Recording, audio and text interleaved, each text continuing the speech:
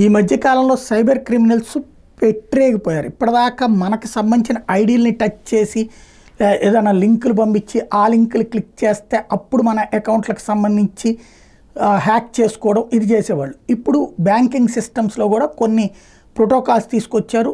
Without OTP లేకుండా చేస్తున్నారు. దీంతో వీళ్ళు కోరుకున్నట్టు జరగకపోయేటప్పటికి సెకండ్ ఫేజ్లో మనకి లింక్ పంపించి ఆ తర్వాత ఓటీపీ అడిగేటటువంటి సిస్టమ్ అదేదో వ్యాపారం పేరుతోనో వీటితో చేసుకొచ్చారు. ఈ విషయాలు బయటపడ్డాక ప్రజలు కొంచెం అలర్ట్ అయిన తర్వాత ఇప్పుడు ఏకంగా కొత్త కాన్సెప్ట్ బిగిన్ చేసేశారు.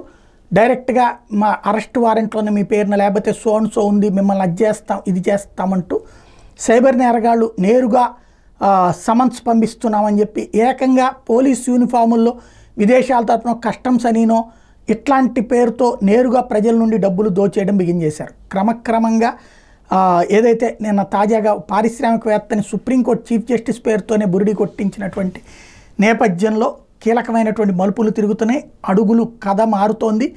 సైబర్ క్రైమ్స్ విషయంలో వ్యవస్థలు పటిష్టం చేసుకోవాల్సినటువంటి అవసరం అయితే కనబడుతోంది.